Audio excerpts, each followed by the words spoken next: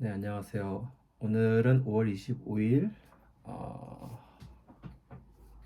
네 번째 영상인가요? 네, 올리도록 하겠습니다. 며칠 전에 분리수거를 제가 하면서 오늘 든 생각이 오늘은 분리수거에 관련돼서 조금 우리가 평상시에 제대로 하고 있는 게 맞는지, 그리고 잘 모른다면은 어떤 부분을 우리가 잘못 알고 있는지, 그런 것들을 좀 정확하게 좀 짚고 넘어가고 알기 위해서 여러분들과 같이 좀 배워보는 시간을 가져보도록 하겠습니다. 어, 분리수거. 네. 그래서 관련된 사이트를 찾아가지고 좀 알기 쉽게 설명을 여기서 해놔가지고 여기서 관련된 이야기들을 같이 해볼까 합니다. 일단은 분리수거는 분리배출이라고 불리고요. 당연히 가능한 한 종류별로 섞이지 않게 모아서 배출해야 한다는 거는 다들 알고 있고요. 크게는 종이, 유리, 캔, 페트, 플라스틱, 비닐별로 모아서 배출하면은 재활용 수거 업체에서 수거를 해가서 추가적인 소분류를 하는 방식으로 이루어진다고 합니다. 어, 종류별로 모아서 배출하는 건 잘 지켜지는 편인데 우리나라가 아직까지 좀 뭐 귀찮다거나 물낭비라는 이유로 재활용, 예를 들어서 뭐 요즘 배달 음식 많이 시켜 먹는데 배달 음식물은 어떤 그런 그릇 같은데 양념이라든지 이런 게 잘 닦이지 않아서 배출되는 경우가 많다고 합니다. 그래서 그런 것들이 같이 오염된 상태로 섞여서 나가게 되면은 수거하는 업체 측에서 되게 부담이 크게 된다고 하네요. 그걸 또 제거하는데 추가적인 인력이 필요해지고, 또 최악의 경우에는 재활용 때문에 업체 기계가 고장날 수가 있다고 하고요. 그래서 여러분들 어려운 거 아니니까 웬만하면은 꼭 어떤 이염된 거나 오염된 그런 플라스틱이라든지 뭐 병 이런 것들은 꼭 한 번 더 세척을 하고, 예, 분리 배출을 하시기 바랍니다. 그리고 분리 배출 핵심 4원칙이라는 게 있었어요. 먼저 첫 번째로 비운다. 그리고 앞에 얘기했던 것처럼 용기 안에 담겨 있는 내용물은 깨끗이 비우고 배출한다. 그리고 헹군다. 재활용품에 묻어있는 이물질, 음식물 등은 닦거나 한번 헹궈서 배출한다. 그리고 세 번째, 분리한다. 라벨, 뭐 다른 재질의 분류. 우리 뭐 예를 들어서 요즘에는 좀 그렇게 안 나오는 것도 있는데 물병 같은 거 이렇게 비닐 같은 거 씌워져 있잖아요. 그런 것들은 라벨 같은 것도 따로 제거를 해서 배출을 한다. 그리고 섞지 않는다. 당연하죠. 종류별, 재질별로 구분하여 분리수거함으로 배출하도록 한다. 네, 그래서 크게 우리가 아까도 얘기했지만 여러 가지 뭐 종이 이렇게 다양하게 있는데, 먼저 첫 번째로 음식물 쓰레기. 약간 이제 조금 예외의 경우긴 한데 이제 음식물 쓰레기 같은 경우에는 쉽게 말해서 사람이나 동물이 먹고 남긴 음식물 또는 부패 등으로 인해서 먹게 될 수 없게 되어 버려야 할 식자재와 음식물을 뜻한다고 합니다. 그 재활용이 된다고 하는데 뭐 대부분 다 가축의 사료나 퇴비로 쓴다고 합니다. 그리고 이 과정에서 바이오 가스가 배출된다고 하네요. 이것 또한 발전이나 열 에너지원으로 사용한다고도 합니다.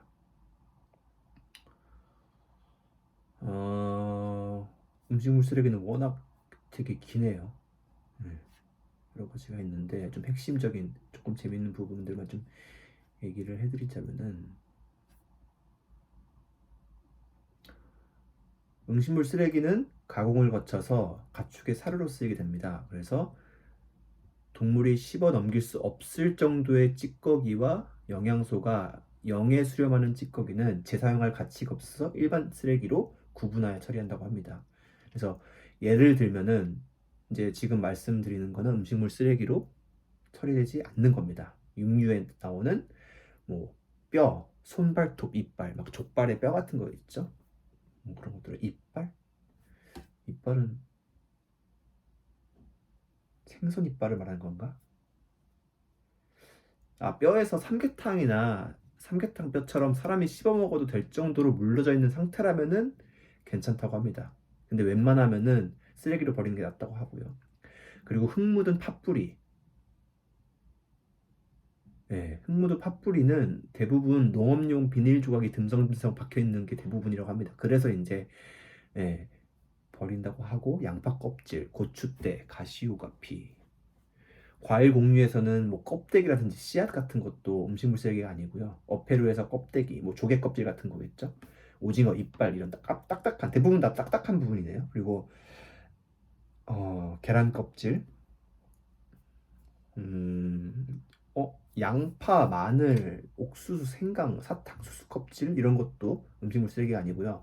티백, 차 찌꺼기, 커피 찌꺼기 이런 것들도 이런 찌꺼기들도 예, 아니라고 합니다. 자, 이 정도로 하고 자, 종이류 크게 신문지, 박스류, 일반 인쇄용지 및 전단지, 종이팩, 종이컵 등으로 구분한다. 상기한 것 중에서 종이팩, 멸균팩과 종이를 섞으면 안 된다고 합니다. 내용물은 가급적 비우고 가급적 물로 헹군 뒤에 일반 폐지와 혼합되지 않게 종이팩은 구분을 해야 된다고 합니다. 신문지, 박스류. 저희 아파트도 목요일마다 네, 폐지를 냈는데 되게 생각보다 일이 많더라고요. 잘못 그 내시는 분들도 많아서 저희 경비 아저씨가 일일이 다 구분을 하셔가지고 되게 고생을 하시더라고요. 네, 역시나 오염된 종이컵 같은 경우에도 재활용이 안 돼서 꼭 종량제 봉투에 넣어야 된다고 합니다. 자, 유리. 아, 유리는 크게 재사용과 재활용으로 나뉜다고 합니다. 음료병이나 주류병, 우리 소주병 같은 거 병뚜껑 제거한 뒤에 내용물을 비우고 물로 깨끗이 씻어서 뭐 소매점에서 환불받거나 재활용품 버리는 곳에 내놓으면 된다고 합니다. 소주병이나 맥주병은 제작 단가가 상당히 비싼 편이라서 예, 저는 또 이거 가끔씩 해봤는데 소주병이나 맥주병 같은 거 이렇게 모아가지고 또 빈병 하면은 뭐 40원부터 100원까지 환불을 해준다고 합니다. 그래서 여러분들 집에서 뭐 술을 드시거나 아니면은 맥주를 병맥주 잘 안 먹지만 요즘에 캔맥주 많이 먹지만 그런 분들은 꼭 모아놨다가 예, 환불을 받으시길 바랍니다. 가격이 다 다르네요. 1.8리터짜리 되게 큰 청주는 350원까지 한다고 하네요. 그리고 1리터짜리 좀 작은 거 130원, 맥주 640ml, 그리고 500ml 맥주도 130원, 그리고 소주 300ml짜리, 360ml짜리가 100원. 이런 것들은 다 환불을 받을 수 있다고 합니다. 그래서 이런 것들 같은 경우에는 소매점이나 뭐 슈퍼, 상가 같은 데 보통 산 곳에서 저는 많이 하는 편인데 그런 데 가면은 여러분들 돈도 받을 수 있습니다. 돈도 아낄 수 있고 재활용도 할 수 있고 좋습니다.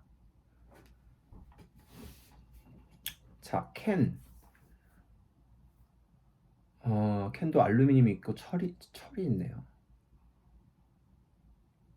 부탄가스 미스트, 스프레이 이런 거 이렇게 그런 충전된 가스가 충전된 거는 내용물을 꼭 비우고 구멍을 뚫어서 가스를 다 뺀 뒤에 배출을 해야 된다고 합니다.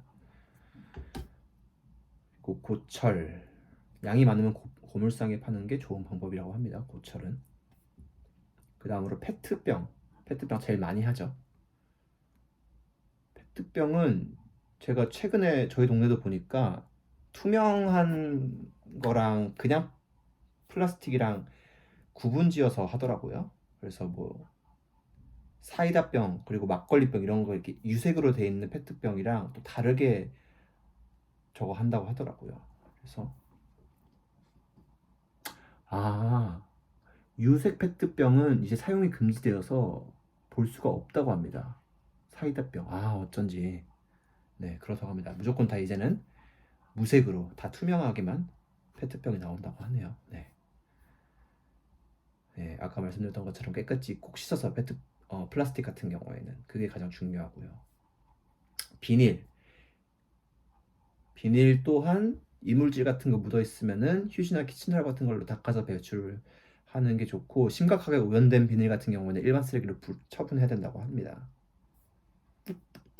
그리고 건전지 폐건전지통이 따로 있죠. 보통 동네 뭐 아파트라든지 어디 이런 데 가면 1층 현관이나 분리수거 하는 데 있고, 아니면은 뭐 자취를 하시거나 뭐 이런 주택 같은 거 사신 분들은 주민센터 혹은 뭐 군청이나 구청 같은 데 가면은 네, 된다고 합니다.